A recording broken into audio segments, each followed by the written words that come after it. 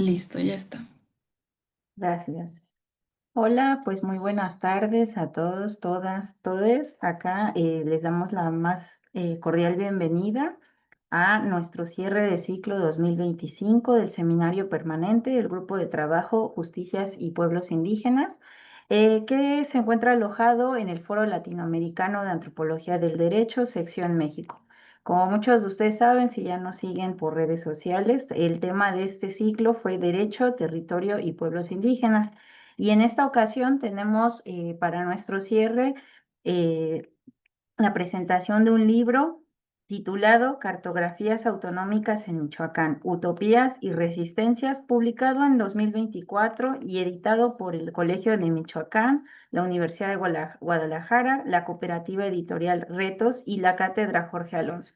El libro es de la doctora María del Carmen Ventura Patiño y pues nos da mucho gusto cerrar este ciclo con tremendo librazo, ¿no?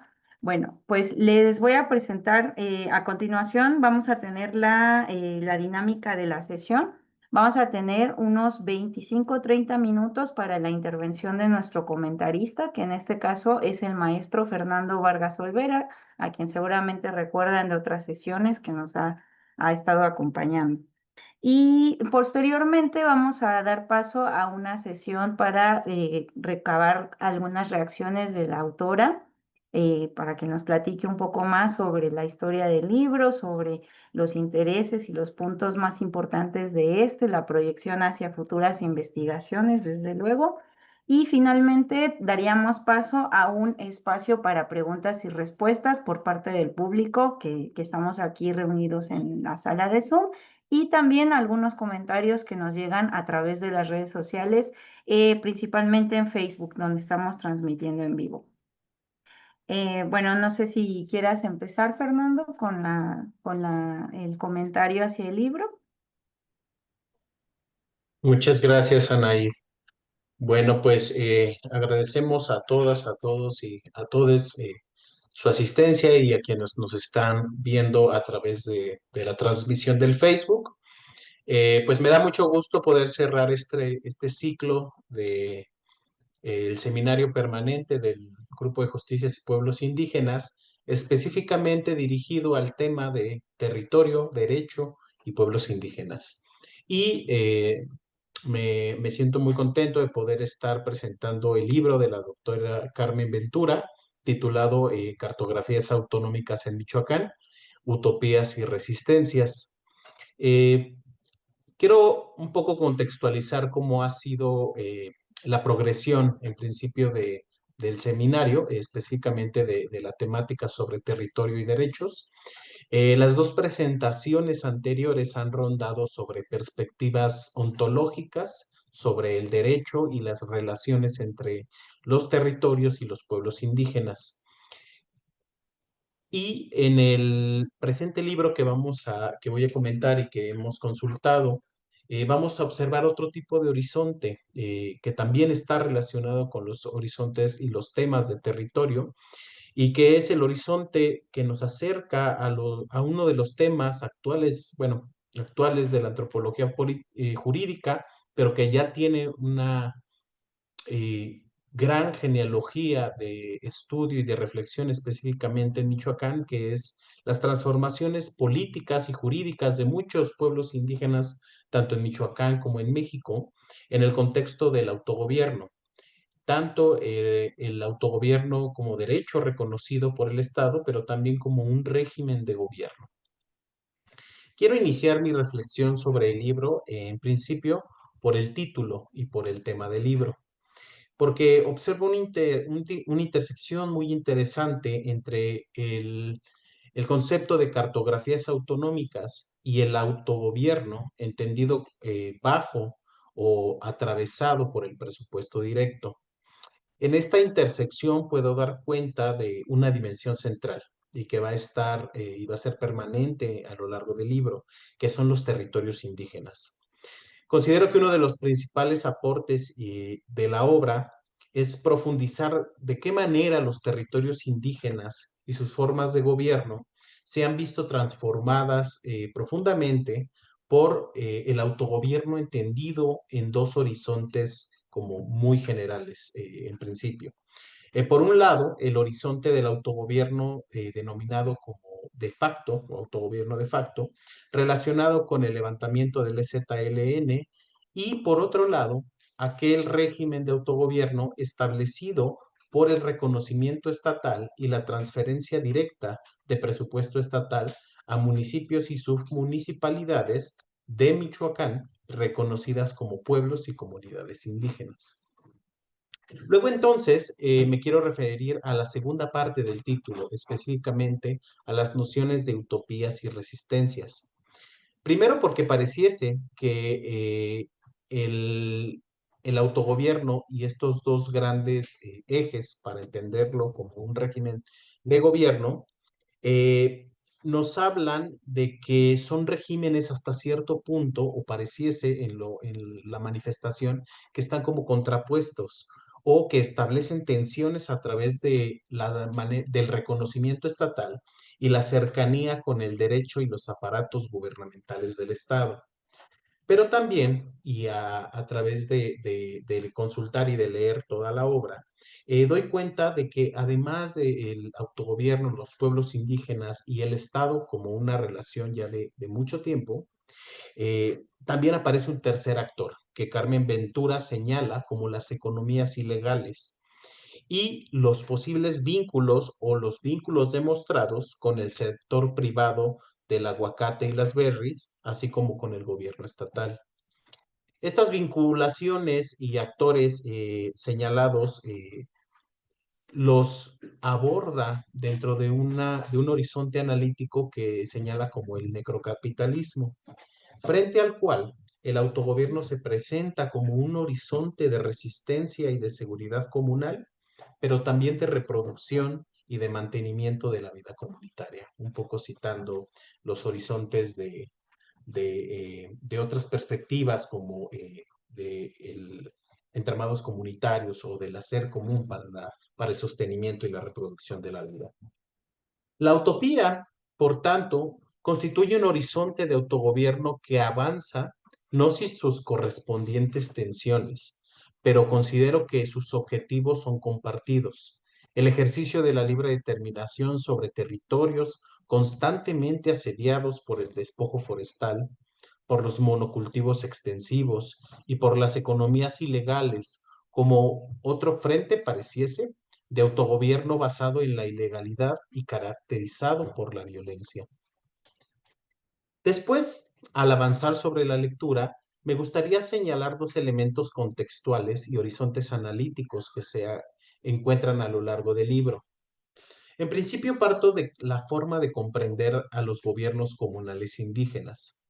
Carmen Ventura retoma las epistemologías establecidas por el estudio de Aguirre Beltrán sobre las formas de gobierno indígena, como lo son la historia, la base territorial y las adaptaciones de la organización política de los pueblos indígenas frente a las diferentes instituciones coloniales, independentistas y del Estado mexicano postrevolucionario hasta llegar a lo que denomina como la era del reconocimiento. En este sentido, otro de los aportes de la contribución de Carmen Ventura en el libro es el estudio de las formas de gobierno indígena, señalando las especificidades de los pueblos indígenas en Michoacán, específicamente como el reconocimiento de los territorios indígenas bajo bienes comunales y otras formas de propiedad agraria, como los ejidos. A partir del reconocimiento de estos territorios como bienes comunales, el gobierno indígena y sus instituciones se entienden no solamente como gobiernos indígenas, sino como gobiernos comunales indígenas, en una evidente hibridación entre el reconocimiento territorial agrario y las jurisdicciones indígenas, también entendidas en términos territoriales.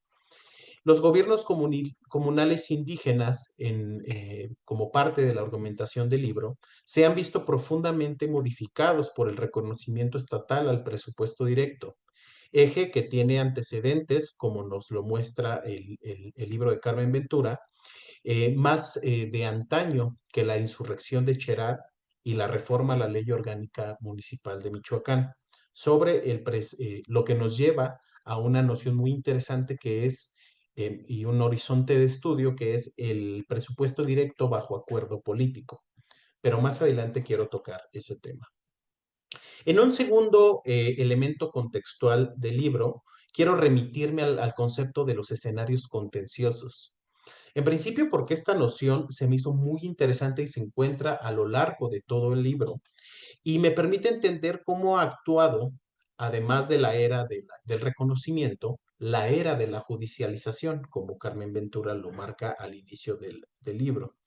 Específicamente, la judicialización como parte de la reformulación de los gobiernos comunales en Michoacán, posterior a Cherán, y entendidos bajo el régimen de presupuesto directo.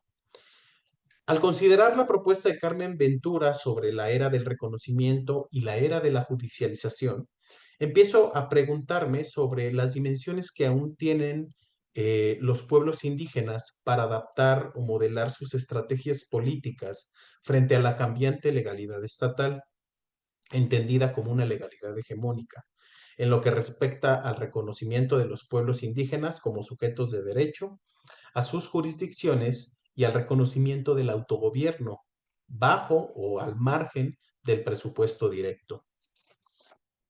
Lo que trato y lo que quiero reflexionar y dimensionar con la noción de escenarios contenciosos, eh, como contextos tensionados y mediados por la judicialización o el acuerdo político, tiene que ver con otra noción que William Roseberry la habló como el lenguaje contencioso, entendido como una estrategia de los pueblos indígenas para moldear o adaptar la legalidad estatal, el reconocimiento estatal de lo étnico, entendido como legalidad hegemónica, a sus agendas políticas y así poder avanzar en sus movilizaciones que ya no solamente se entienden como movilizaciones sociales, sino que han integrado el derecho estatal y lo plantean, como algunos autores lo han llamado, de forma contrahegemónica. Entonces, los horizontes considerados como parte de los procesos de formación del Estado bajo el entendimiento del lenguaje contencioso me lleva a pensar como una intersección a partir de la noción de lo contencioso, como un punto de análisis sobre las tensiones correlativas al reconocimiento estatal del autogobierno o a las formas de autogobierno por acuerdo político. Pero también entiendo lo contencioso como una dimensión estratégica de los pueblos indígenas para negociar con los aparatos estatales y a través de la legalidad estatal o del derecho propio frente a la hegemonía del Estado en el tema de presupuesto directo. Otro de los grandes aportes que tiene el libro Cartografías Autonómicas en Michoacán es que permite descentrar el régimen de autogobierno bajo el presupuesto directo como el único o el régimen político exclusivo de las movilizaciones y de los gobiernos indígenas en Michoacán, que sucedieron después de la emancipación de Cherán en 2011 y posteriormente después de la judicialización en 2015 que realizó Pichátaro para poder obtener su presupuesto directo, lo que usualmente se ha conocido se ha establecido en una relación entre el autogobierno y el llamado cuarto nivel de gobierno. Al respecto, es muy importante y quiero aprovechar para poder reconocer el amplio trabajo de la doctora Carmen Ventura para documentar estas otras experiencias de autogobierno y de presupuesto directo, desde el emblemático caso de Nurío en 2005. Personalmente, para mí fue muy refrescante poder conocer tanto las especificidades del caso de Nurío como estas otras experiencias de autogobierno por acuerdo político, como Sedina, Pomacuaran y Tarecuato, y las vinculaciones entre las tensiones y las vinculaciones con el horizonte del autogobierno bajo el reconocimiento de la ley orgánica municipal. Y fue refrescante porque, como dije en un inicio, pareciese solamente que son ámbitos o dos formas de autogobierno contrapuestas o hasta cierto punto antagónicas. Considero que mediante la descripción y la argumentación etnohistórica que realiza Carmen Ventura, podemos dar cuenta de de las interacciones y las vinculaciones entre ambos horizontes, relacionamientos ejercidos por los pueblos indígenas bajo un horizonte estratégico en donde pueden decidir utilizar o pueden decidir abordar uno u otro régimen. Cabe destacar con sus correspondientes tensiones y disputas políticas. Y es en estas aparentes y tal vez no tan aparentes tensiones que quisiera abundar y establecer un conjunto de preguntas, también un poco haciendo un espejeo con el caso de las emergentes formas de autogobierno de los pueblos originarios aquí en Ciudad de México. Eh, Porque al investigar estas emergentes formas de gobierno, ya que aquí en Ciudad de México también hay o han surgido consejos de gobierno que han puesto en el horizonte el ejercicio del autogobierno y el acceso al presupuesto directo, observo momentos similares con la historización que nos brinda Carmen Ventura sobre las diferentes bifurcaciones entre movilizaciones indígenas desde inicios de los 90 a la actualidad. Por una parte, comprendo en un inicio, por así decirlo, en la era del reconocimiento, un poco retomando estas nociones que nos plantea la doctora Carmen Ventura, que existen un conjunto de vinculaciones entre la formación o el ascenso del PRD en Michoacán, junto con el levantamiento del EZLN y los congresos del CNI. Encuentro vinculaciones como temporales, como escenarios que impulsaron o fueron contextos de las primeras experiencias de autogobierno y acceso a presupuesto directo por el denominado, o como lo denomina Carmen Ventura, el acuerdo político. Bajo estos contextos quiero sentar una reflexión sobre la incidencia de los partidos políticos como actores que intervienen directa o indirectamente en las movilizaciones de los pueblos indígenas y en el caso de Ciudad de México, de los originarios. Pero luego entonces pareciese que empieza una diferenciación política con el autogobierno bajo el presupuesto directo, después de los casos mencionados de Cherán y de Pichátaro, y principalmente después de vamos a decirlo así, del obstáculo ejercido por la Suprema Corte de Justicia de la Nación para obstaculizar los juicios o la petición, la solicitud de presupuesto directo a través de los juicios electorales. Cabe destacar obstaculización que también impactó aquí a los pueblos de la Ciudad de México, porque tengo documentado varios casos de pueblos que ya empezaban a judicializar el presupuesto aquí para en la Ciudad de México, lo que llevó, bueno, en el caso de Michoacán, a la reforma de la ley orgánica de Michoacán, pero que esta reforma también se involucra o se implica en un conjunto de vinculaciones entre las movilizaciones del autogobierno bajo el presupuesto directo y el diputado local que impulsó la reforma a la ley orgánica municipal y que actualmente es el gobernador del estado, que también tiene que ver con, pues es de un extracto morenista.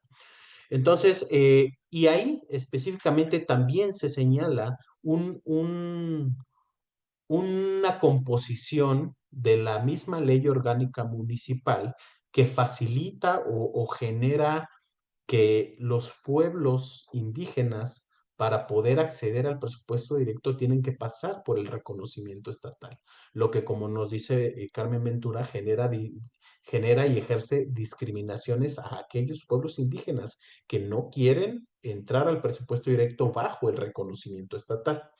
Entonces, la inquietud que quiero posicionar en esta argumentación es preguntar de qué manera inciden los partidos políticos y el reconocimiento estatal a los pueblos indígenas y al autogobierno en el desarrollo de estos dos horizontes de autogobierno que los han planteado como diferenciados, pero en los casos específicos, Carmen Ventura los desarrolla como eh, escenarios en donde los pueblos estratégicamente se mueven. y se movilizan como parte del avance de sus agendas. Y esto lo conozco específicamente porque en el caso de aquí de la Ciudad de México, las primeras movilizaciones de los pueblos originarios también se inscribieron en los albores del levantamiento del EZLN, los acuerdos de San Andrés y la marcha por el color de la tierra, y principalmente durante el ascenso y el auge del PRD en el Distrito Federal. Para los pueblos originarios, parte de sus movilizaciones en ese entonces se oficializaron dentro de los canales burocráticos del gobierno capitalino y del partido gobernante. Hasta 2016, que empezaron las primeras movilizaciones legales, con los primeros procesos judiciales electorales, tanto en Tlalpan como en Xochimilco, lo que lleva a la formación de los primeros consejos de gobierno de los pueblos, en alianzas con la experiencia judicial y de gobierno de Cherán. Específicamente, aquí mi inquietud es que encuentro en la lectura y un poco espejeándolo con mis experiencias de investigación, es pues poder situar que de la misma manera que la era de reconocimiento de los pueblos de Michoacán y también aquí en la capital, eh, si en el caso de Michoacán también sucedieron estos procesos de oficialización y las tensiones y las bifurcaciones que se tuvieron después de la era de la judicialización y cómo se ha, de alguna manera, negociado estas aparentes tensiones, porque en el libro también aparecen que no solamente se entienden como horizontes contrapuestos, sino que en algún momento los pueblos que estaban por acuerdo político o que están por acuerdo político también eligen entrar al reconocimiento del presupuesto directo. Y quiero sentar esta afirmación porque considero que esta dimensión estratégica no solamente tiene que ver con un avance de agenda de fortalecimiento de las movilizaciones a través del presupuesto directo, sino también una estrategia y una necesidad de defensa de las poblaciones ante los contextos de necrocapitalismo. Y con esto quiero ir cerrando mi intervención.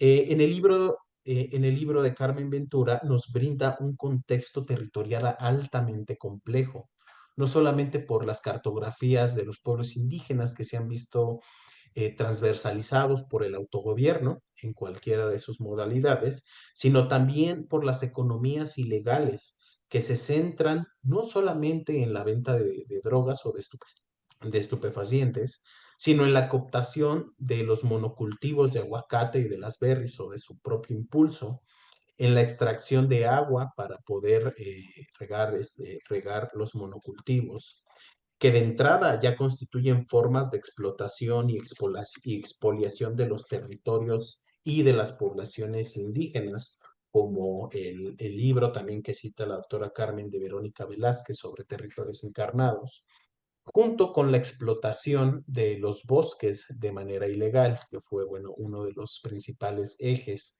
conocidos de la movilización en Cherán.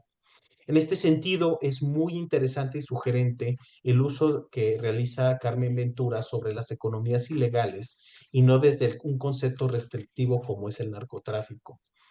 Considero que las economías ilegales nos permiten abordar o identificar de forma más amplia las otras formas de explotación a través de la ilegalidad, de la cooptación y de la violencia que se vive en Michoacán. En este sentido, es muy interesante la perspectiva etnográfica que nos brinda Carmen Ventura para conocer no solamente estas otras experiencias de autogobierno, sino también adentrarnos en las otras experiencias de seguridad comunal que no están o que están al margen del reconocimiento estatal, que bien podemos observar aquellas experiencias que se alinearon al reconocimiento estatal y a los cuerpos policiales municipales y estatales, o bien a aquellos cuerpos de seguridad comunal que pueden accionar y organizarse al margen del reconocimiento estatal. Lo cierto es que considero que la seguridad comunal es una acción fortalecida por ambas partes del presupuesto directo, es decir, es un horizonte común porque surge de una necesidad fundamental de seguridad y de reproducción de la vida por los pueblos indígenas purépechas. eh, Perdón si pudieran cerrar su micrófono. Gracias. Regreso un poco. Como una necesidad fundamental de los pueblos indígenas purépechas, mazahuas, nahuas y otomís en Michoacán, que están constantemente asediados y por décadas por la violencia de las economías ilegales. Quiero cerrar mi presentación señalando que estas son algunas reflexiones que pude centrar por la potencia comparativa que tiene el trabajo de Carmen Ventura y que resuena en mis temas de investigación, pero que también no son representativas de la complejidad y de la riqueza argumental, histórica y etnográfica que nos ofrece el libro. Yo quiero cerrar mi intervención con una invitación para todos los que estamos aquí en el grupo de trabajo y también para el público que nos está viendo. Eh, una invitación para leer Cartografías Autonómicas en Michoacán como un ejercicio de reflexión sobre nuestros propios quehaceres de la investigación y frente a los contextos que estudiamos. Y aunque no estudiemos necesariamente los temas de autogobierno o presupuesto directo o autonomías indígenas, la relevancia de la propuesta del libro de Carmen Ventura es que hace transversales estos conceptos hacia otros temas que pueden ser puntos de reflexión y de potencia explicativa y analítica y metodológica para múltiples estudios relativos a los pueblos indígenas y la situación que viven actualmente. Sin más, por el momento, les agradezco mucho y agradezco mucho a la doctora Carmen Ventura por estar aquí acompañándonos y por mí, pues, sería eso. Gracias. Muchas gracias, Fernando. Sin duda, pues todos nos quedamos con muchas ganas de leer el libro. Y bueno, vamos también a pasar a ver las reacciones de la autora, a ver qué nos puede complementar de lo mencionado, pero no sin antes leerles un poco sobre la semblanza curricular de la autora. María del Carmen Ventura Patiño es doctora en Ciencias Sociales con especialidad en Antropología Social por el CIESAS Occidente. Actualmente es profesora investigadora del Centro de Estudios Rurales en el Colegio de Michoacán de tiempo completo, titular C, miembro del SNI nivel 2. Este libro, por cierto, recibió el premio a la mejor tesis de doctorado Vania de Salles, Asociación Mexicana de Estudios Rurales en 2009. Y desde hace 15 años, Carmen Ventura es tallerista en comunidades sobre derechos agrarios e indígenas, principalmente en la meseta purépecha. También ha sido acompañante de procesos de defensa del territorio y de la elaboración de varios peritajes y amicus curiae, entre otra serie de documentos que han servido justo a las causas de movilización indígena. Un poco para hablarles de las últimas publicaciones, también tiene por ahí un libro en 2022 que se llama Extraños en su tierra, las sociedades rurales a la vuelta del siglo, también publicado por el Colegio de Michoacán y por el CIESAS. También en 2025 tiene la publicación del libro Territorios, Políticas y Actores Sociales en la 4T, Perspectivas Críticas en Escenarios Contenciosos. Este otro libro publicado por la Universidad de Guanajuato. Y también pues tiene algunos artículos y capítulos del libro que sin duda pues no nos daría tiempo aquí de enumerarlos ni de enlistarlos todos, pero que les invitamos sin duda a que los revisen y los lean. Y bueno, doctora Carmen, el micrófono es suyo, tiene unos 20, 30 minutos también para su intervención. Y posteriormente pasaríamos a la sesión de preguntas por parte del público. Pues buenas tardes a todos, todas, todes, y bueno, agradezco enormemente esta invitación y es un gusto ver a jóvenes investigadores muy activos, entonces, bueno, pues un gustazo de estar con ustedes el día de hoy. Bueno, pues este libro surge con la idea de poder establecer pues un diálogo en efecto pues con la academia y principalmente con las comunidades en ese, digamos, caminar junto con ellas, ¿no? No ante ellas y no convirtiéndome en la interlocutora, sino dándoles su lugar como sujetos no solamente de derechos, sino como sujetos políticos. Y bueno, creo que cuando hablamos de los procesos políticos de las comunidades, siempre es importante, pienso yo, es decir, lo propongo, una perspectiva histórica, porque es ahí donde podemos entender cómo se va configurando sus formas de gobierno, que llamaba Aguirre Beltrán. Y yo sostengo que en esta revisión que hemos hecho, pues obviamente de archivos históricos, agrarios, judiciales, etcétera, hay una constante que es la reivindicación de su territorio y de sus formas de gobierno. Lo que ha cambiado es la manera en que los nombramos, ¿no? Antes, bueno, pues lucharon por que se les reconocieran sus tierras, ¿no? A través de los títulos virreinales, las composiciones, etcétera, etcétera. Y durante la reforma agraria, bueno, pues aprovecharon esta figura de comunidad para que se les reconocieran las tierras que lograron mantener en posesión o que fueron despojadas y que pidieron la restitución. En fin, es decir, eso que hoy se llama autogobierno es el resultado de la manera, la capacidad que han tenido de irse apropiando, resignificando y resistiendo a los distintos órdenes políticos y jurídicos que les han tratado de imponer a través del tiempo.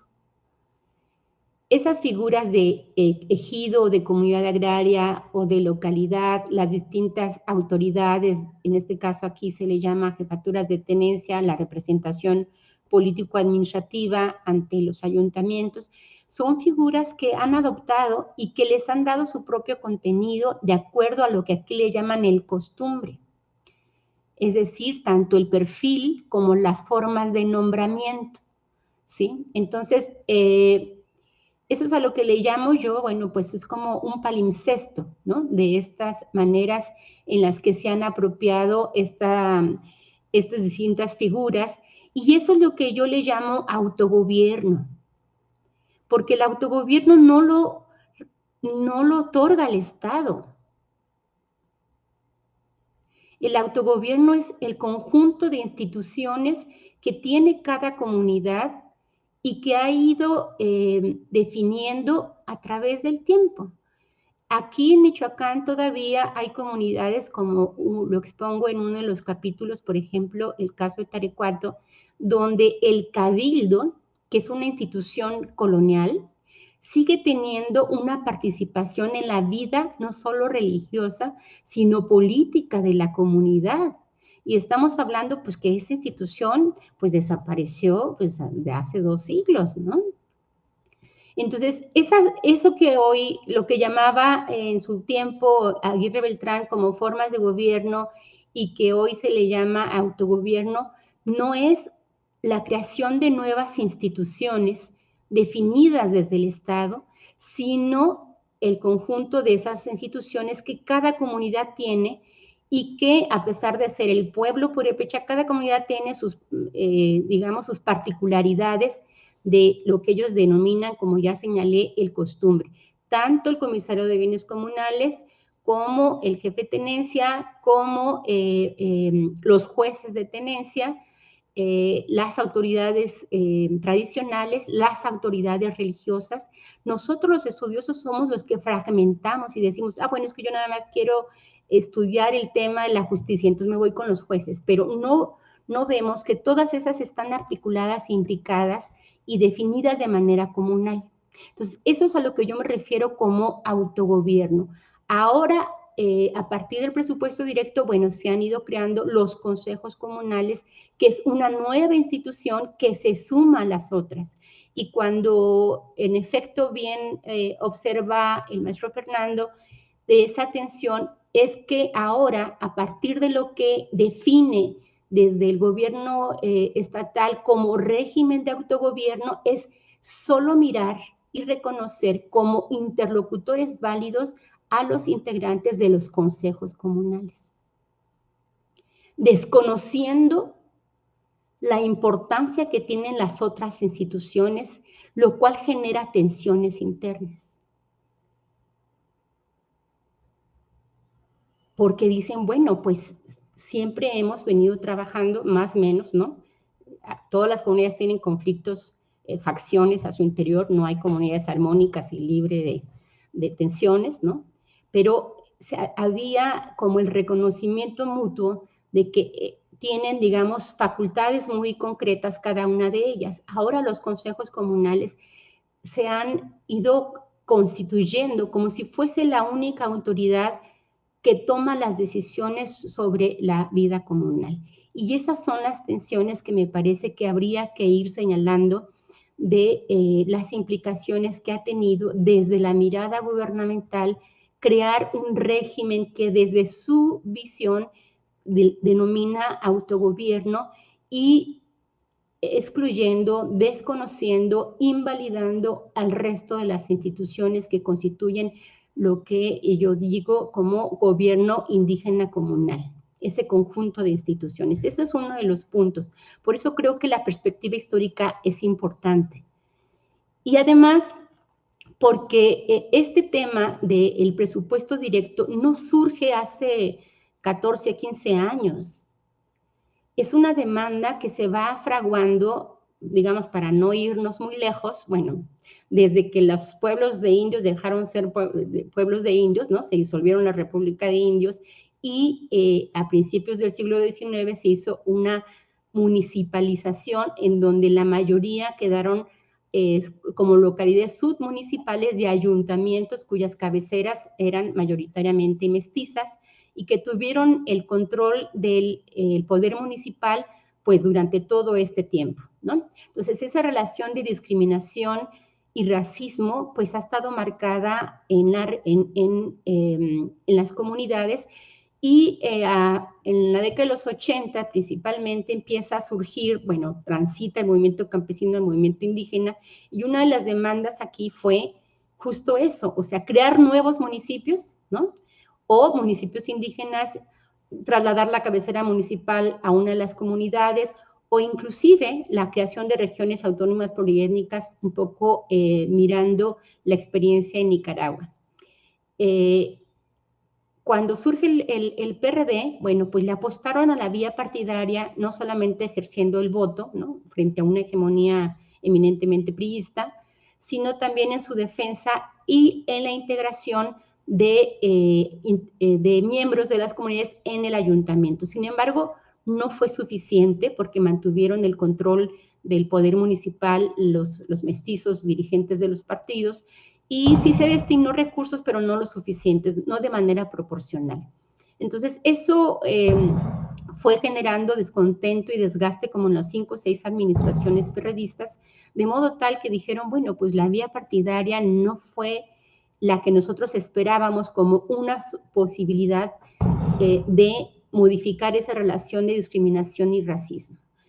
Algunas de estas comunidades que hoy tienen presupuesto directo promovieron en la década de los 90 la solicitud de la creación de nuevos municipios en el Congreso, pero nunca fueron atendidas. Ahí estarán guardadas en algún cajón, si es que existen, ¿no? En los archivos del Congreso del Estado. Y de manera silenciosa se modificó el artículo 44, en el que se establecía como uno de los requisitos de 10,000 habitantes a 40,000. De modo tal que se cierra la vía partidaria, ¿no? La vía política, se cierra la vía legal o legislativa a través del artículo 44, y entonces es como empieza a tener como mayor forma esta idea, pues del presupuesto, es como se explica el por qué, digamos, hay una respuesta importante o significativa de las comunidades frente a esta idea del presupuesto directo. Y ahí pues participaron un montón de actores, ¿no? Dirigentes de comunidades, organizaciones y demás. Entonces, eso es importante señalar y bueno, creo que lo menciona muy bien el comentarista cuando dice, bueno, hay una influencia así del zapatismo, en efecto, ¿no? Hay comunidades que estuvieron muy cercanas al zapatismo desde su levantamiento en el 94, acompañaron, algunos estuvieron en los acuerdos de San Andrés, en esos diálogos, y no se reprodujo un modelo de autonomía zapatista que conocemos de Chiapas, sino que hicieron su propia apropiación, ¿no? Como es el caso de Nurío, y lograron este acuerdo político con el gobernador Lázaro Cárdenas Batel en el 2005, ¿no? O sea, rompieron con los partidos y se declararon autónomos, y después como de 4 o 5 meses, en el 2005, después de que hicieron su marcha de su comunidad a la cabecera municipal, montados a caballo y pasamontañas, y se declararon autónomos el 1 de enero de 2005, después de 4 o 5 meses que rompieron relaciones con los distintos ámbitos de gobierno, dijeron, bueno, sí somos autónomos, pero queremos el presupuesto que nos corresponde. Y así lograron ese acuerdo con el entonces gobernador Lázaro Cárdenas Batel, que han mantenido hasta la fecha. Pero el ejercicio de la administración de los recursos es un elemento que contribuye al fortalecimiento de sus formas de autogobierno.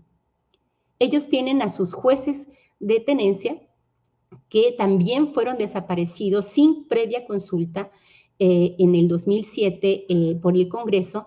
Ellos mantienen y siguen ejerciendo justicia. Ellos son de las primeras comunidades que nombran sus consejos comunales, ¿no? Y tienen sus jueces, sus autoridades tradicionales y demás. Es decir, y sus policías son de las primeras comunidades que empiezan a fortalecer este cuerpo de seguridad comunal. Entonces, se gobiernan por sí mismos, administran el recurso de acuerdo a sus propios criterios y solamente comprueban al ayuntamiento a través de facturas. No están bajo los lineamientos institucionales de auditoría y demás frente al resto de las comunidades que ya ejercen lo que hoy se llama presupuesto directo. Y bueno, en efecto, digamos que una vez que se inicia, la comunidad que abre este caminito es la comunidad de Santa Cruz Tanaco, cuando tuvo el conflicto con Cherán, y como resultado de los acuerdos políticos para, digamos, restablecer la gobernanza en esa región, fue que Santa Cruz, como perteneciente al municipio de Cherán, mejor iba a administrar directamente los recursos que le correspondían. Entonces, ahí es que inicia ese camino. Y después, bueno, ya empieza la vía de la judicialización, como bien comentas, y también después el cierre de esta y de la vía de la administración a través de la Ley Orgánica Municipal, que está sujeta, pues obviamente, a los lineamientos establecidos por la Secretaría de Finanzas, la auditoría, y también los cuerpos de seguridad están sujetos a los lineamientos tanto de la Ley de Seguridad como la del Reglamento de Seguridad. Y cuando yo hablo de estas tensiones que se logra ubicar bien en el texto, es que solo aquellas desde la narrativa gubernamental se dice que tienen derecho a tener seguridad las que ejercen presupuesto directo, que desde esa mirada son consideradas que tienen autogobierno y autonomía. Y luego entonces quiere decir que aquellas comunidades que no están en la administración del presupuesto directo vía institucional, entonces no tienen derecho. Y eso es algo que me parece que hay que problematizar y señalarlo en el sentido de que eso implica luego entonces que se discrimina y se excluye y se violan los derechos del resto de las comunidades. Según el catálogo del INPI, hay 370 comunidades en Michoacán. Entonces, de las que están en el presupuesto directo, digamos que van como 40. Y entre estas comunidades, pues hay varias que tienen sus propios cuerpos de seguridad, como lo es la comunidad de Ostula, la que se amparó y le otorgaron un amparo provisional para que pudiera mantener su guardia comunal. En la costa, en Michoacán, el 14%, 14.6% del territorio estatal está concesionado. La franja minera de la costa michoacana, pues es una franja de oro, plata y hierro, ¿no? Principalmente, y que hay una de las compañías mineras más grandes del mundo, que es la Ternium Gilsa, que de acuerdo a su información oficial dice que explota y traslada al puerto de Manzanillo 1.000 toneladas diarias de fierro. Pero de acuerdo a la versión comunal van de 12.000 a 15.000 toneladas diarias. Y sabemos todos que ha habido pues desapariciones, ¿no? Las últimas, la de su representante de bienes comunales y su abogado en enero del 2023, ¿no? O 24, ya no, ya estoy perdiendo un poco ahí la noción del tiempo, porque ha generado una presión muy fuerte de despojo y de no solamente la presencia de estas grandes empresas, como bien comentaba, sino también la presencia de cuerpos armados que fungen como parte de esos dispositivos de terror, de dispositivos de miedo, ¿no? Para inhibir los procesos organizativos. Vale decir que en Michoacán hay 33 cuarteles de la Guardia Nacional en 2023, 6 en construcción y 5 más gestionados, que están distribuidos en toda la geografía, más la Marina, más el Ejército, y aún así tenemos un nivel de violencia muy fuerte, ¿no? Ya estamos hablando de otro nivel de drones, de coches bomba, ¿no? En tierra caliente principalmente, pero que se empiezan a diseminar en otras partes del estado, y que los cuerpos armados federales no han sido capaces de detener esto.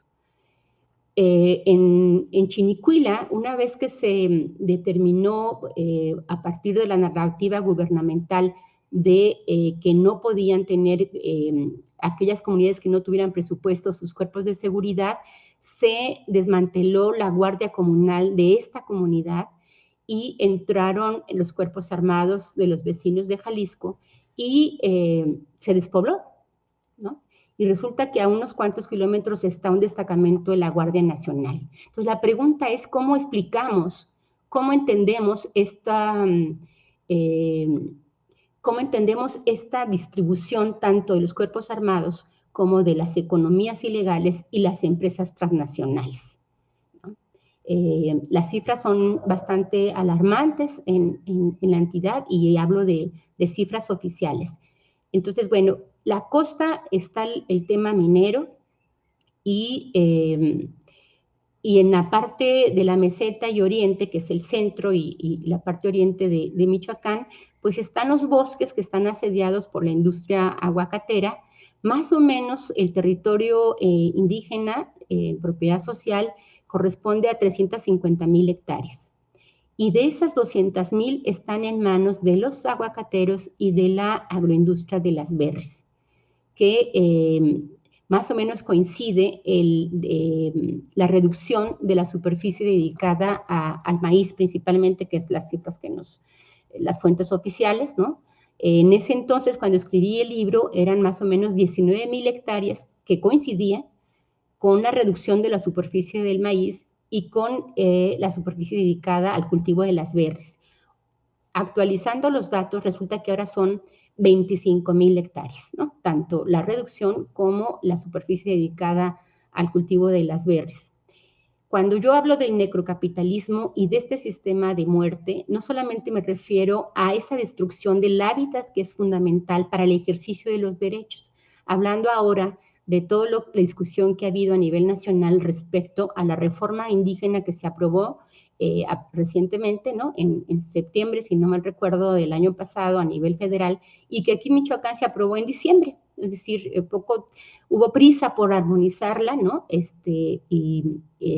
Pero son derechos que no se pueden ejercer sin territorio. O sea, se reconocen derechos, pero no se reconoce el derecho al territorio.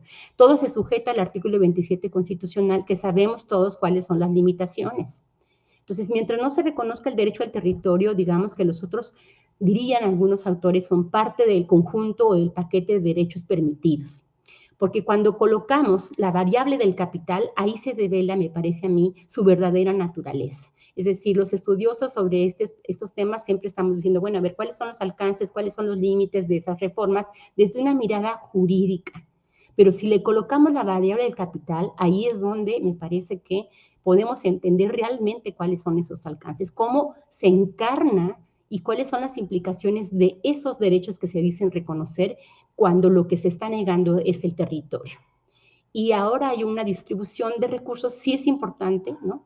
Ha modificado la geopolítica municipal, ha destinado a resarcir en gran parte esos rezagos de servicios básicos, ha contribuido a consolidar en algunos casos los autogobiernos, pero me parece que eso ha, digamos, centrado la mirada en eso y dejando de lado la lucha por el territorio que ya comenté, en el caso, por ejemplo, de la costa, las comunidades nahuas tienen en sus manos poco más de la mitad del litoral michoacano. Entonces, imagínense la riqueza, ¿no? Y el control que pueden tener los nahuas y la disputa y los capitales puestos ahí en este territorio que ya comenté, pues está convulso, ¿no? En el tema de la violencia, ¿no? A partir de esta reforma, tanto a la ley de seguridad y su reglamento, donde el gobernador dijo todas aquellas otras retenes que no estén dentro de lo que consideramos son los únicos que tienen derecho a tener sus cuerpos de seguridad, pues han asesinado, bueno, está el desplazamiento de la población de Chinicuila, asesinaron al defensor del territorio de Huizontla, mataron a otros 4 guardias comunales de Ostula, sumando 40 comuneros asesinados desde que retomaron sus tierras comunales en el 2009, y 6 desaparecidos, y bueno, digamos que, como decían ahí al inicio, antes de salir al aire, la situación de la seguridad,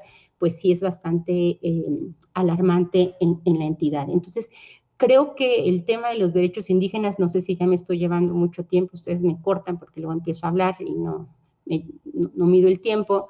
Creo que sí tenemos que tener claro que los autogobiernos son ese conjunto de instituciones que han construido cada comunidad y que definirán, o sea, si un día dicen esta institución ya no la queremos, pues crearán otras. Esas son sus formas de gobierno. Y el marco jurídico internacional es bastante claro, ¿no?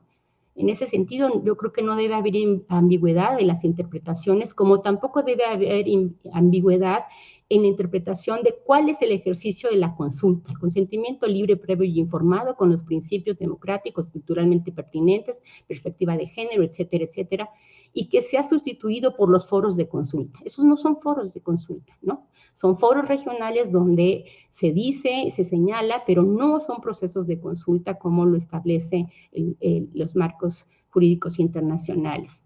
Y el tema del territorio no debe estar ausente, porque sin territorio, pues se destruye el hábitat, los sistemas alimentarios, en donde tiene no solamente esta base material, sino la inmaterial, la simbólica y principalmente política, porque ¿en dónde se van a ejercer los derechos si no hay jurisdicción espacial donde ejercerlos? Entonces, me parece a mí que ahí debemos poner nuestra atención, esa es mi propuesta, ¿no? Donde debemos colocar esta variable del capital para poner a prueba, digamos, el reconocimiento de estos derechos. Y la autonomía, entonces, es el reconocimiento de su derecho indígena, ¿no? Más allá de hablar de sistemas normativos, yo diría derecho indígena, y tuvimos la oportunidad en esta reforma judicial de que desde los congresos se aprobara pues tribunales y salas indígenas, y no se hizo.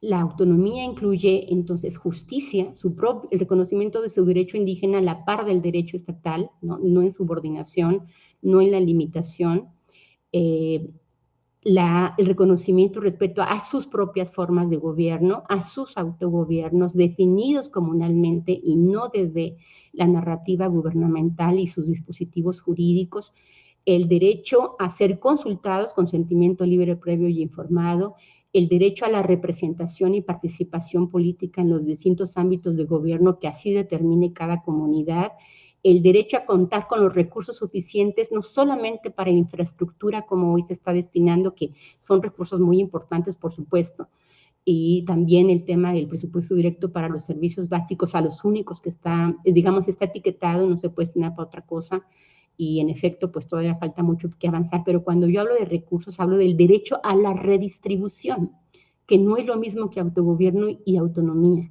Presupuesto directo es el derecho a la redistribución y recursos suficientes para que cada comunidad defina sus modos de vida y fundamentalmente el derecho al territorio, que ellos sean los que definan sobre sus bienes naturales y tengan jurisdicción sobre ese territorio.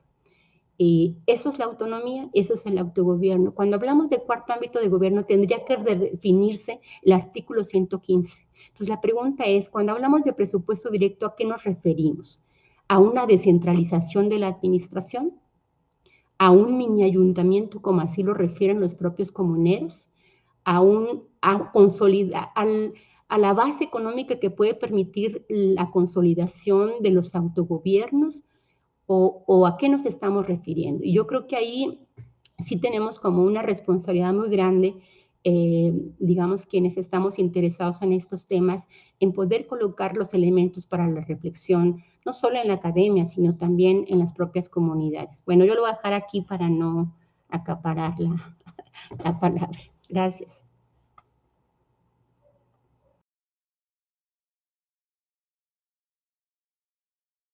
Creo que no tienes Anael, creo que planeado. Ajá. Perdón.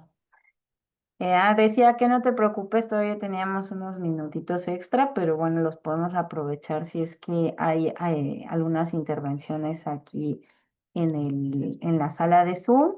Ahorita permítanme tantito para revisar si tenemos mensajes en Facebook, pero no sé aquí si alguien se anima. O Fernando, no sé si tengas también alguna reacción sobre los comentarios que hace Carmen respecto al libro.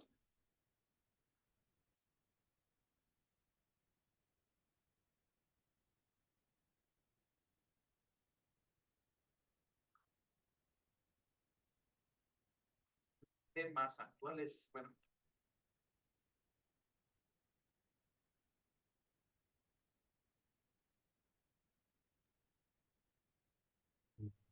Estaba Hola, esperando un poco a ver si no había ¿pueden ver otras la pantalla reacciones. completa?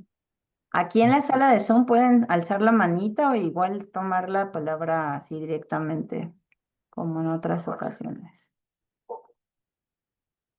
La pantalla completa. Aquí.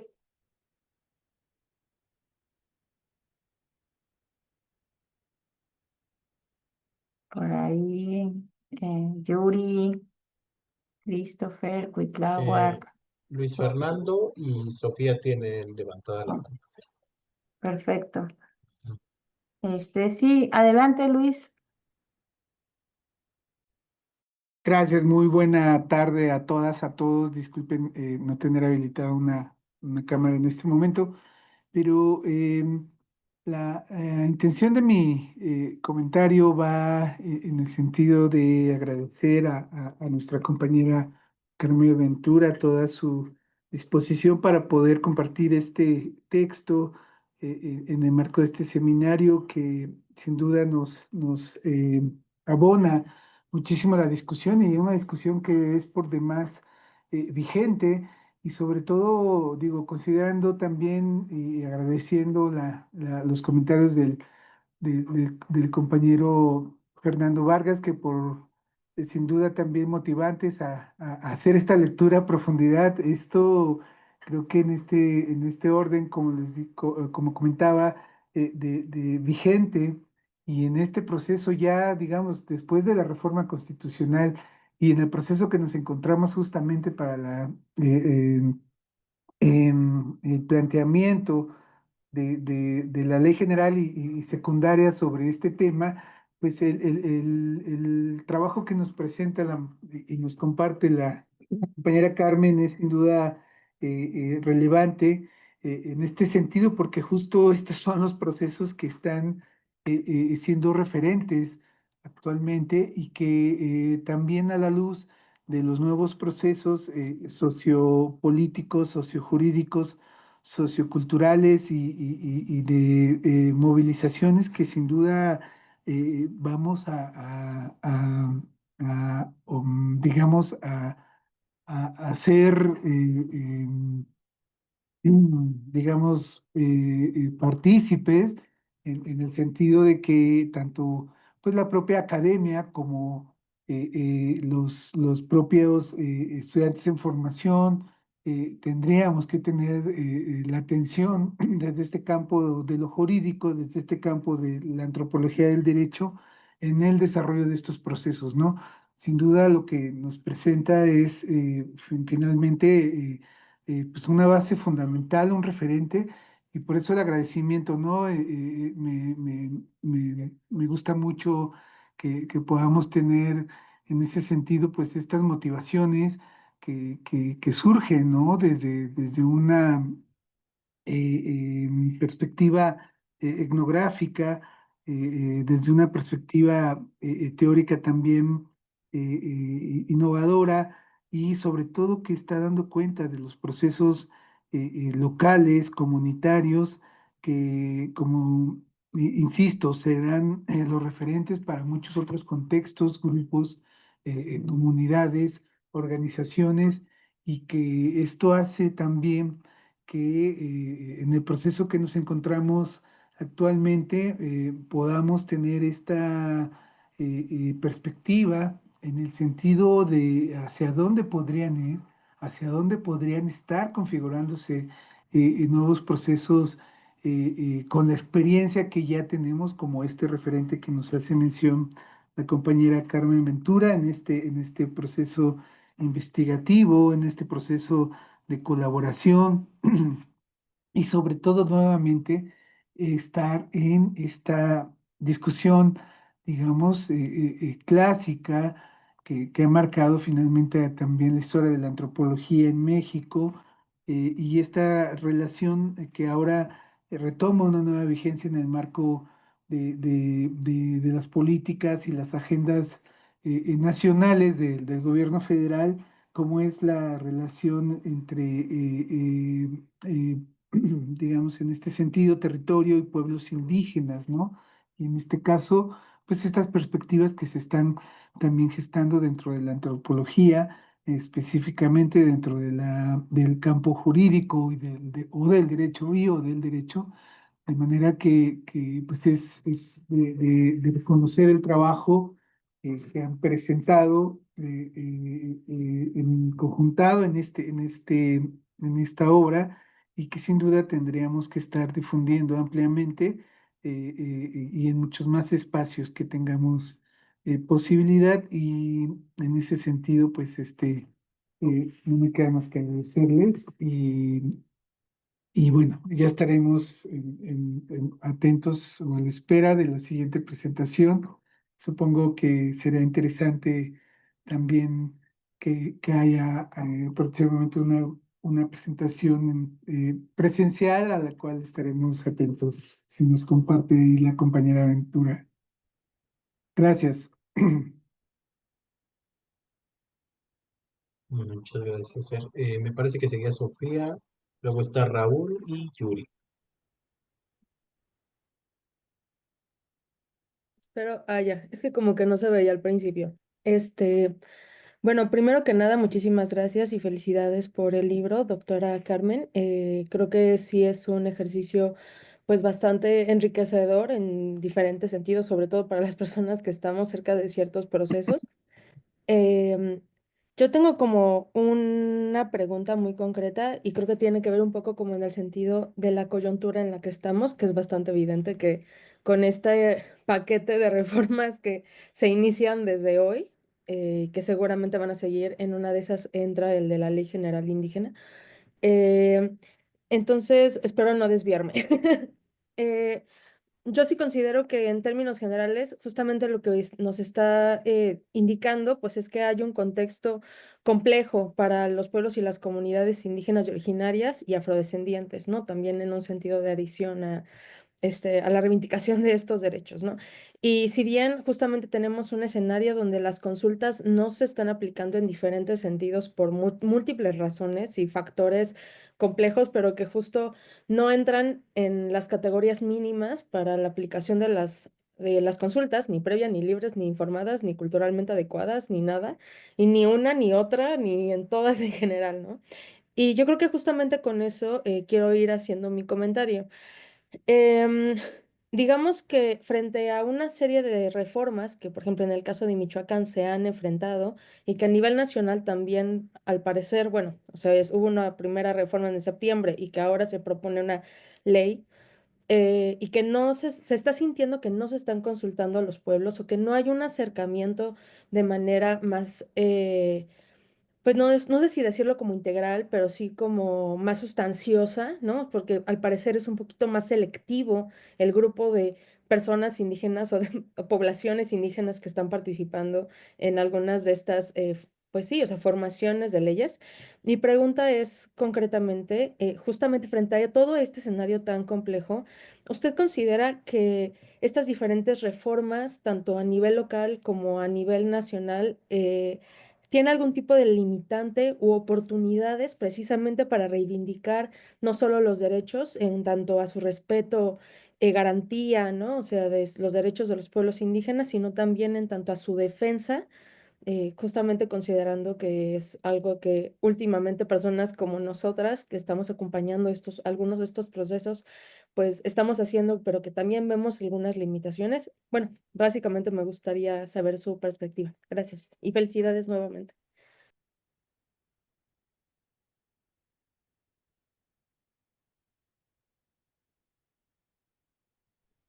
Me parece que sigue Raúl, adelante.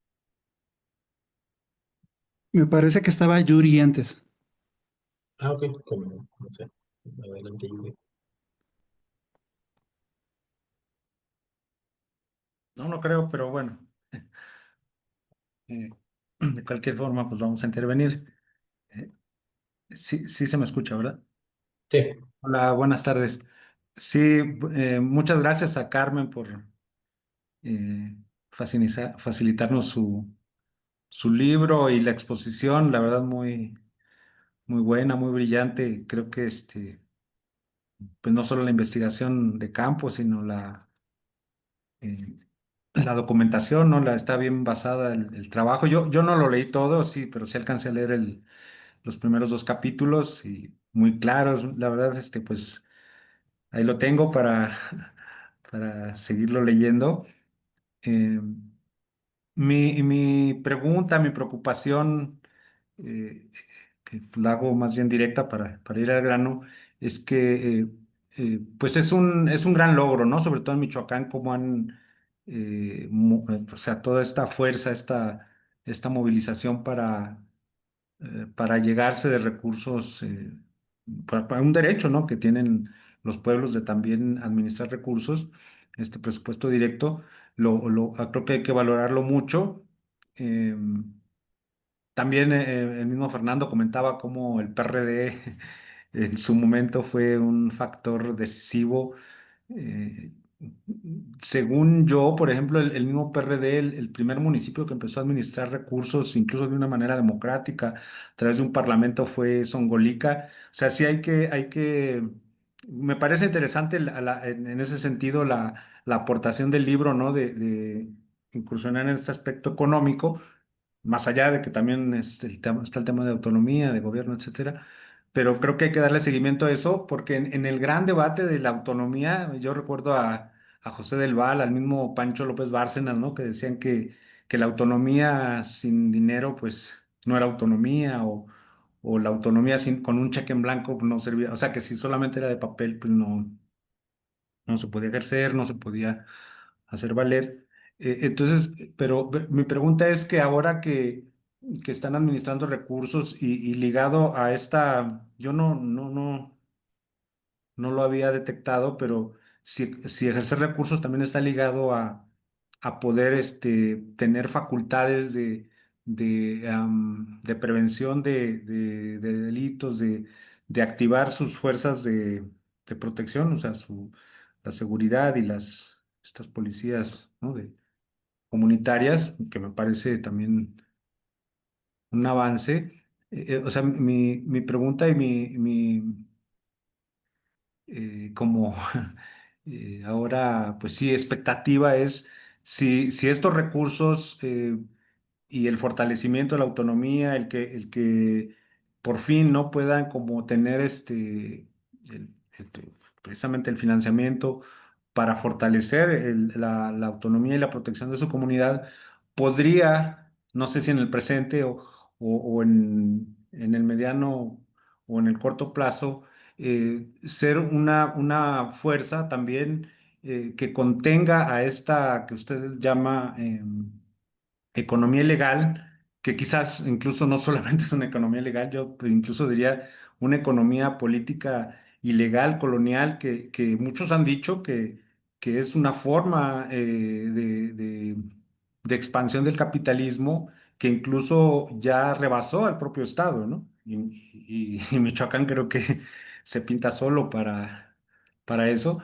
Entonces, no sé qué opinión tendría, ¿no? Respecto o cómo lo valora, cómo lo contempla de si, pues, esta capacidad de administrar recursos y de fortalecer la organización y el autogobierno pueda contener a esta devastadora expansión de este necrocapitalismo, como lo llaman, ¿no? Entonces, por ahí yo le dejaría mi pregunta y mi preocupación.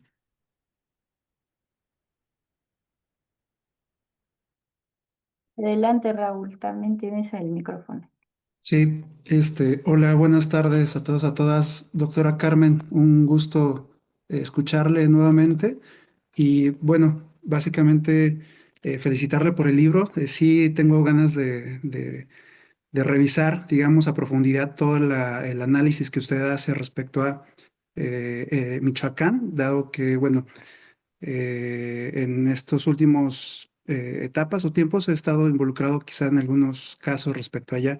Y mi intervención es concreta respecto a, eh, quisiera saber, bueno, no tuvimos, tuvimos la oportunidad de poder platicar, digamos, de manera personal, pero no a profundidad quizá. Pero es bueno que pueda usted estar presentando aquí.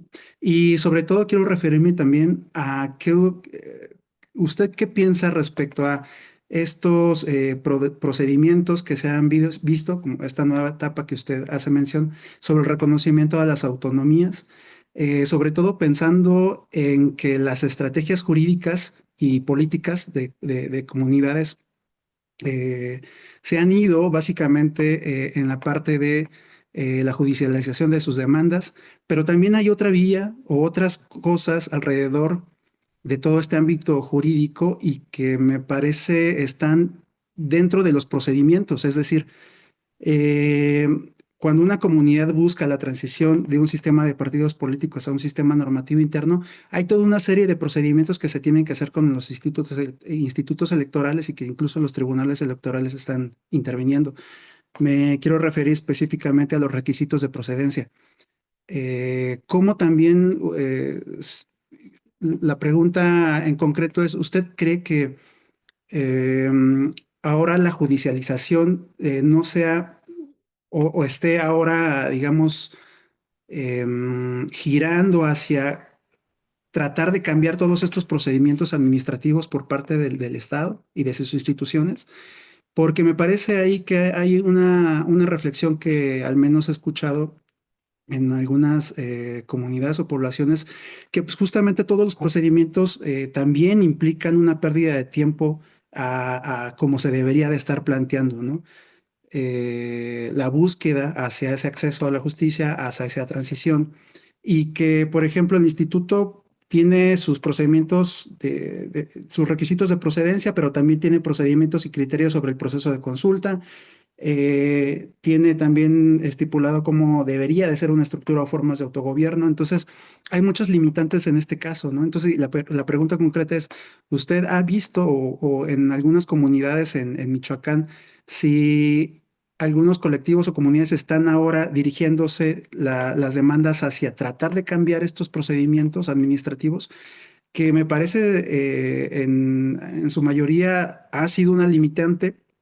justo esto lo que sucedió en Charapan, veíamos cómo la parte, el Instituto Electoral, bueno, lo que generó es ir colocando trabas para llegar a último a un procedimiento de consulta que, como vimos, pues básicamente no es, si bien es un proceso de consulta, pero no tiene estipulado específicamente cuáles deben ser los criterios de libre, previa, informada, culturalmente adecuada y sobre todo información, que un proceso de consulta, al menos en las investigaciones que yo he hecho y es donde trato de centrar mis intereses, es pues cómo un procedimiento de consulta tendría que ser en distintas etapas, en distintos momentos, con toda la información de calidad y que permita ir adquiriendo, digamos, conocimiento para una mejor decisión, ¿no? Y sobre todo en el colectivo, ya sea a los promoventes, a los críticos, a los que son intermediarios y que esa es la fuerza que quizás se necesite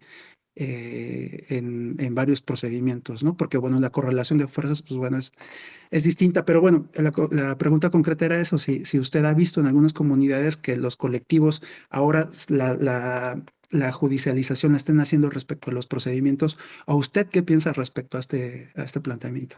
Muchas gracias y es un gusto, doctora.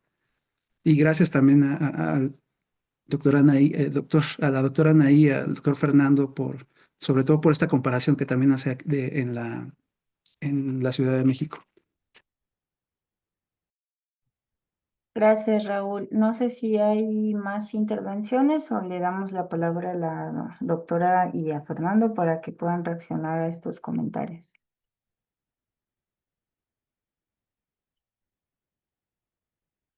Bueno, pues tienen la palabra, no sé, Carmen, si quieres comenzar y después podríamos recuperar también algunas reacciones de Fernando sobre esto último que comentan sobre la comparación con la Ciudad de México. Sí, bueno, pues gracias a quienes han estado aquí siguiendo la sesión y por las preguntas. Respecto a esto de las economías ilegales y el extractivismo, bueno, ya se señala ahí en el texto que hay autores que hablan que los propios gobiernos progresistas han sido más eficaces para echar a andar aquellos proyectos que por alguna razón organizativa impidieron, ¿no?, su aplicación.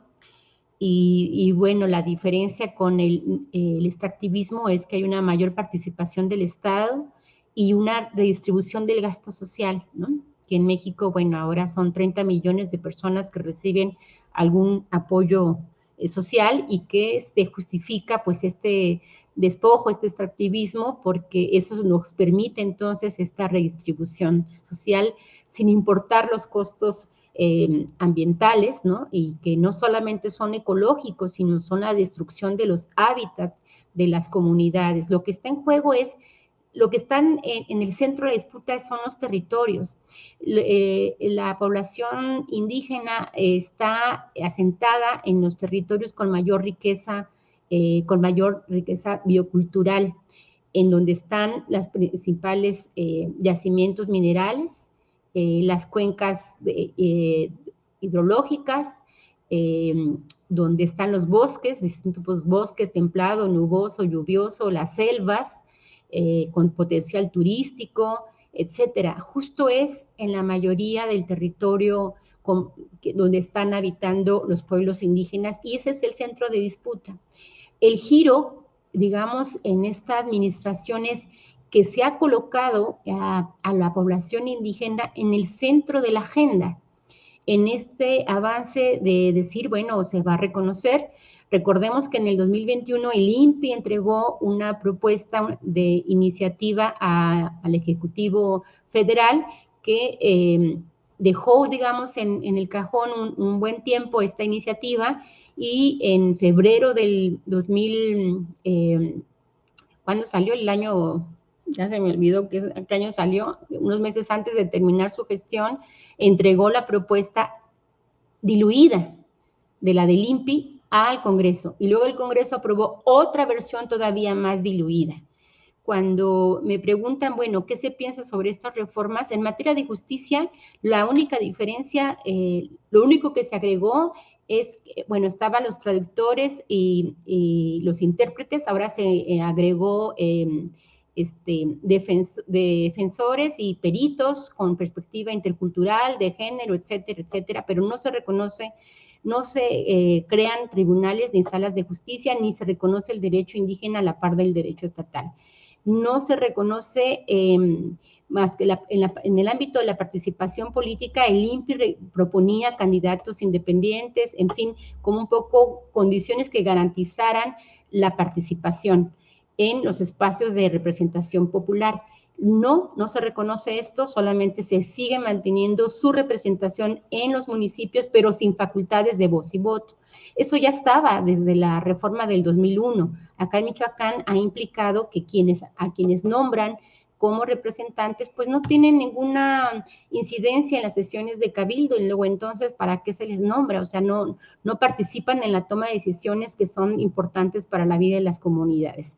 En el tema de los recursos, bueno, ahí sí me parece que ha habido un avance, tanto para reconocer este ejercicio del presupuesto directo de manera proporcional, pero todavía habrá que ver cómo queda en la ley secundaria, porque en la reforma federal, en la Constitución, solamente se dice que serán los congresos, ¿no?, que definirán los términos de esta redistribución. Entonces, habrá que ver, así como fue en el 2001 que se mandató a los congresos estatales a definirlo, la ampliación o la expresión de la autonomía, de nueva cuenta en ese tema de los recursos se establece que serán los congresos. Lo que sí ya hemos visto es que a nivel federal se definió la distribución de recursos federales destinados para la infraestructura. Aquí en Michoacán, bueno, la presidenta anunció como varias etapas, ¿no? No se podía dar en una sola emisión a todas las comunidades del país.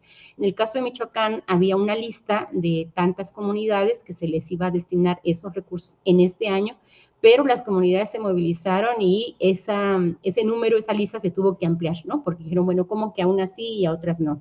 Pero aún así está todo etiquetado, tanto los presupuestos directos, que solamente es para obras, seguridad y para gasto corriente, como cualquier otro municipio, y no se puede asignar para otra cosa, y los recursos federales que ahora se están otorgando solamente están destinados para infraestructura, o sea, caminos, etcétera. Entonces, si bien sí ha habido un avance importante en materia de recursos, esos, por supuesto, van a seguir siendo insuficientes para poder determinar sus modos de vida.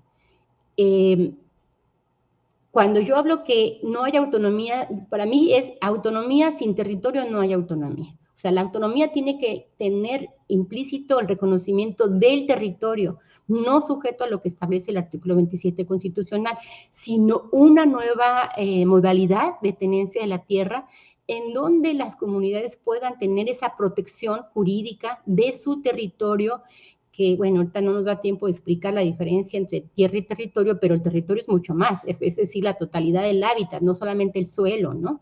Para que tiene determinadas medidas que sirve para sembrar o alguna otra actividad agroindustrial, etcétera, sino también el hábitat, es decir, todo lo que contiene ese espacio geográfico en su dimensión material, pero también inmaterial, simbólica y política. Entonces, eso es importantísimo.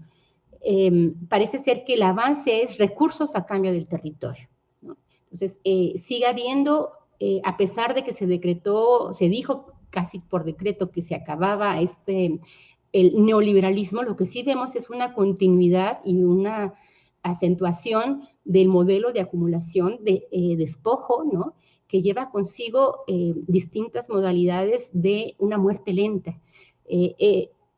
Las comunidades ya no siembran maíz. Esto ha implicado en su sistema de vida, de salud, rituales incluso, ¿no?, donde el maíz era parte de las relaciones de reciprocidad. Bueno, pues esto ya no existe, ¿no? Ha tenido impactos en su salud, como lo documenta muy bien también todo este uso de agroquímicos, Verónica Velázquez, ¿no?, en esa muerte lenta. Dice Pilar Calveiro que el porcentaje de población que se requiere para fuerza de trabajo es el 15% de la población de la fuerza de trabajo. O sea, el resto es una población sobrante, que dicen algunos autores es el régimen de desechabilidad, ¿no? Y aquí en Michoacán es bastante claro con estos, aquí se usa paraquat para los cultivos, que es un agroquímico prohibido en otros países, que se usó en la guerra de Vietnam, en el combate a las drogas en Sinaloa, y que ocasiona muerte, ¿no? Hace como 3 meses, así, se anunció la muerte de 2 jornaleros que cayeron con su mochila aspersora, y bueno, pues los que siguen, ¿no? O sea, se murieron y punto, no tienen derechos laborales, humanos, indígenas, agrarios, etcétera, etcétera. El embajador de Estados Unidos, el anterior, vino por lo menos dos o 3 veces a Michoacán y exigió al gobernador 3 cosas. El tema de la certificación de las huertas, que es un descontrol total, ¿no? En el 2023 hubo 105 municipios en sequía de los 113. En el 2024, 111 municipios se declararon en sequía de los 113. Este año ha sido un año muy generoso en lluvias y solamente hubo 22 municipios en sequía. Pero hay un acaparamiento del agua a través de pozos legales, ilegales, cañones antigranizo y ollas de agua. 40,000 ollas de agua hay en Michoacán, son todos datos oficiales, que tienen una capacidad de 250,000 a 2,250,000 litros. Entonces, hay un acaparamiento de la tierra y del agua. Entonces, cuando se habla de recursos, sí es obviamente un paso cualitativo, pero es a cambio del despojo de la tierra, me parece. Lo pongo aquí en la mesa para la discusión. Por eso de lo que se trata, y porque estas grandes economías agroindustriales y mineras vienen de la mano con las otras economías que participan en distintas actividades ilegales, pero también como cuerpos armados, para inhibir los procesos organizativos. Y que están metidos hasta la cocina en la vida de las comunidades. Y bueno, en estas sesiones públicas no podemos dar más detalles, pero bueno, creo que todo el mundo sabemos de alguna manera lo que podemos leer en prensa, ¿no? De esta situación de inseguridad tan grave que se vive en Michoacán. Cuando me pregunta Raúl sobre otros procesos, bueno, participó él por parte del INE haciendo el peritaje de Charapan justo porque el INE... Ellos pedían el régimen de sistemas normativos para nombrar a sus autoridades municipales desde noviembre del 2023, ¿no? Y fueron muy pacientes. Ellos dijeron, el INE les dijo, es que ustedes ya no son comunidad indígena. Entonces dijeron, no, aquí está nuestro certificado del INPI que dice que sí, ¿no? O la cédula, ¿no? Ah, sí, bueno, sí son comunidad indígena, pero no sabemos si tengan sistemas normativos. Y eso retrasó, pues por más de un año, pasaron las elecciones municipales, ¿no? Fueron muy pacientes porque ellos pudieron haber dicho, aquí no va a haber elecciones hasta que no nos resuelvan. Y sin embargo dejaron transcurrir las elecciones. Entonces tuvo que haber alguien que venga de fuera a decir sí, en efecto, tienen sistemas normativos. Y solo así se pudo programar la consulta. Pero en esta consulta, que el IEM llama consulta, como bien dijo Raúl, pues no hubo ninguna fase previa, ¿no? De información, de que se agotaran las preguntas, ¿no? Incluso ahí hubo una pregunta que alguien le hizo al representante del IEM, diciéndoles, bueno, si nosotros transitamos al sistema normativo ahorita, después, ¿qué tal si lo probamos y no nos convenció? ¿Podemos regresar al sistema partidario? Y él titubeó, siendo representante del IEM. Todos sabemos aquí que por supuesto pueden volver al sistema partidario en el momento que decidan, así como estaban decidiendo si querían o no el sistema normativo. Por supuesto que no es una persona que no sabía la respuesta. Entonces, frente a eso, y bueno, pues el sistema partidario digamos, las familias, ¿no? Que es muy importante en las comunidades, las relaciones de parentesco y compadrazgo y demás, en donde, pues, quienes en poblaciones pequeñas, pues, lograron hacer bien su trabajo, de modo tal que la votación no favoreció al régimen de sistemas normativos. Pero ahí hay procesos que están ebulliciendo, digamos que a pesar de que no fue una derrota, hubo varios logros que ahí lo comentamos, pero también hay otras experiencias muy interesantes. Por eso yo digo que el acento está en cómo dar cuenta de esos procesos de apropiación y resignificación. Porque, por ejemplo, hay una comunidad que salió ahí publicada en el semanal de la jornada de la Cañada de los 11 Pueblos, en donde dicen, bueno, nosotros queremos el presupuesto directo, ya lo decidimos, pero ellos hicieron su propia consulta, se autoconsultaron, levantaron, fue un proceso impecable, limpio, bonito, bien organizado, su autoconsulta, pero no fue un día, o sea, hicieron un trabajo de varios años, y ya dijeron, ya estamos listos. Hicieron su asamblea, levantaron su acta y le entregaron al cabildo, ¿no? A la presidenta municipal, y ella dijo, no, hasta que venga el IEM, para mí no vale esa asamblea. El IEM es la que tiene que dar el aval. Entonces, bueno, afortunadamente el IEM avaló esa asamblea, pero para el nombramiento del consejo sí tuvo que ir el IEM. Pero previamente ellos ya habían hecho su asamblea y su nombramiento. Entonces, luego, de modo tal que el IEM solamente fue a validar algo que ellos ya habían realizado. Por eso digo, hay esta forma de apropiación, de resistencia, de resignificación dentro de las propias reglas del juego, del Estado, ¿no? Pero esos procesos están, digamos, como surgiendo apenas, pero porque son procesos construidos de varios años, en donde se ha ido trabajando junto con ellos, para pensar cómo construir fortalecer sus propias formas de autogobierno, que yo llamo gobierno indígenas comunales, no el autogobierno definido desde el gobierno estatal, ¿no? Que las quiere sujetar, los quiere disciplinar y ser sujetos sujetables, justo a las reglas del juego de la institución.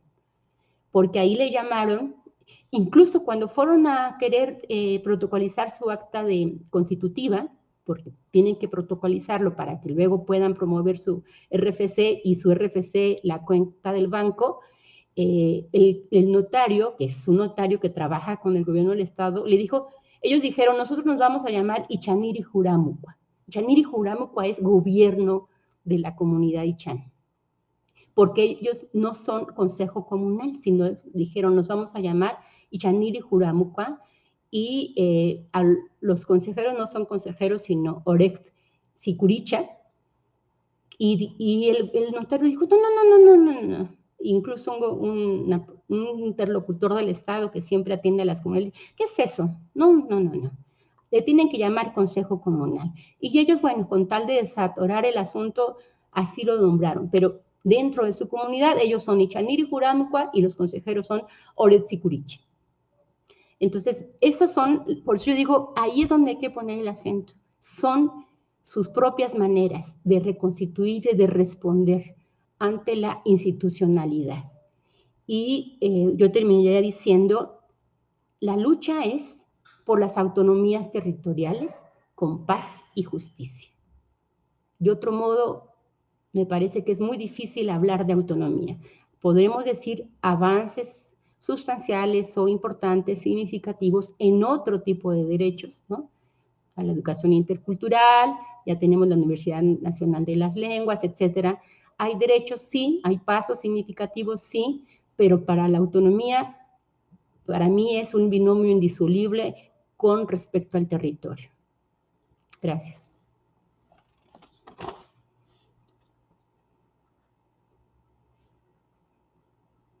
Muchas gracias, Carmen. Bueno, Fernando, no sé si quieras dar algunos comentarios de cierre. Muchas gracias. Creo que el diálogo ha sido muy interesante. Durante todo el libro yo encontré muchos puntos de vinculación con la experiencia de Ciudad de México, principalmente porque los pueblos originarios están en una etapa formativa en donde apenas se está hablando de autogobierno, de gobiernos comunales, gobiernos comunitarios, donde el presupuesto directo sigue siendo una expectativa, incluso con la situación de la reforma actual, que en el tema presupuestal, pues aquí en Ciudad de México vivimos más bien un presupuesto participativo desde hace mucho tiempo y consideramos que pues va a ser eso, el presupuesto y la partida presupuestal directa también va a ser pues un presupuesto participativo con una mediación pues del gobierno local y federal pues a través de licitaciones y todo un andamiaje que se conoce ya aquí en Ciudad de México y se conocen también las implicaciones políticas. Sin embargo, estamos también y estamos porque me asumo como nosotros, porque con Sofía y varias compañeras y compañeros, pues hemos estado trabajando mano a mano con los pueblos y sus gobiernos, y los temas de autogobierno, presupuesto directo, gobiernos indígenas, jurisdicción están en boga aquí en Ciudad de México, y principalmente frente a un contexto que, si bien no es de violencia por economías ilegales, sí tenemos contextos muy complejos de violencia por urbanización inmobiliaria, por urbanización comercial, incluso por urbanización a través de la vivienda social. Pero a los pueblos actualmente se han vinculado a todo un discurso de derechos que pues recientemente, pues tiene casi 10 años de las movilizaciones. Entonces, pues estamos en una etapa muy formativa, los consejos y los pueblos originarios están en una etapa de avance y de impulso, y las múltiples experiencias de autogobierno como Michoacán, Oaxaca, Chiapas, e incluso otros frentes como Hidalgo, como Morelos, están pues estableciendo diálogos, y considero que pues frente a este impulso y esta emergencia aquí en Ciudad de México, pues obras como La Suya Doctora son fundamentales para poder entender la gran pluralidad que implica el tema del autogobierno y del presupuesto directo, y específicamente el territorio, que es algo en Ciudad de México que es pues fundamental. Pues no me queda más para agradecerle, doctora Carmen, por el libro, por estar aquí en este espacio, y por sus comentarios a todas nuestras inquietudes, y bueno, pues esperamos poder continuar con estos diálogos. Muchas gracias. No, pues muchas gracias a ustedes por la invitación, y bueno, pues muy contenta de poder conversar y de ver a estos investigadores jóvenes muy interesados, inquietos, así que un honor su invitación. Muchas gracias.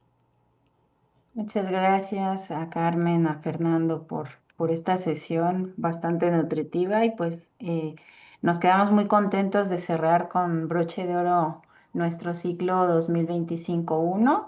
Igual les recordamos que próximamente estaremos organizando la cartelera de nuestro próximo ciclo para que estén pendientes ahí en redes sociales y también en nuestro grupo de chat de WhatsApp. Y pues sin más que decir, pues nada más les deseamos una bonita noche y les invitamos a ver las demás actividades que tenemos en el Foro Latinoamericano de Antropología del Derecho. Gracias. Gracias, que estén muy bien. Un abrazo. Hasta luego. Buenas noches.